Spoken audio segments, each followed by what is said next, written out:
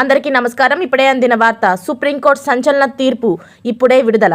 ఈ విషయాలన్నీ తెలుసుకునే ముందు వీడియోని పూర్తిగా చూడండి, అప్పుడే మీకు పూర్తిగా అర్థమవుతుంది. అదేవిధంగా చాలామంది సబ్స్క్రైబ్ చేసుకోకుండా వీడియోని చూస్తున్నారు, దయచేసి సబ్స్క్రైబ్ చేసుకోండి. సబ్స్క్రైబ్ చేసుకోవడం వల్ల నేను చేసే ప్రతి వీడియో అప్డేట్ మీకు ముందుగానే నోటిఫికేషన్ రూపంలో వస్తుంది. అదేవిధంగా లైక్ చేయడం మర్చిపోతున్నారు, దయచేసి లైక్ చేయండి. లైక్ చేయడం వల్ల ఇటువంటి ఇంపార్టెంట్ ఇన్ఫర్మేషన్ చాలామందికి రీచ్ చేసిన వాళ్ళు అవుతాం. ఇక లేట్ చేయకుండా వీడియోలోకి వెళ్ళిపోదాం. మాజీ సీఎం జగన్ అక్రమాస్తుల కేసులో కీలక పరిణామం చోటు చేసుకుంది. జగన్ బెయిల్ రద్దు చేయాలని రఘురామకృష్ణంరాజు వేసిన పిటిషన్పై ఈరోజు సుప్రీంకోర్టు విచారణ జరిపింది. విచారణ హైదరాబాద్ నుంచి మరో రాష్ట్రానికి మార్చాలని రఘురామకృష్ణ పిటిషన్పై కీలక నిర్ణయం తీసుకుంది. సిజేఐ ధర్మాసనం నుంచి మరో ధర్మాసనానికి పిటిషన్ విచారణ బదిలీ చేసింది.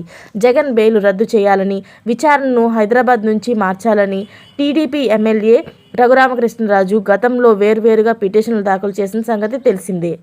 జగన్మోహన్ రెడ్డి బెయిల్ రద్దుపై సుప్రీంకోర్టులో విచారణ వాయిదా పడింది. న్యాయమూర్తి justice Sanjay Kumar not before me అనడంతో విచారణ వేరే ధర్మాసనానికి బదిలీ చేశారు.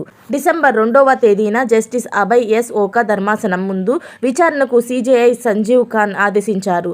గతంలో కూడా జస్టిస్ సంజయ్ కుమార్ తన ముందు ప్రస్తావించవద్దని చెప్పిన పొరపాటున ఈ రోజు లిస్టు అయినట్లు సిజేఐ సంజీవ్ ఖన్నా తెలిపారు.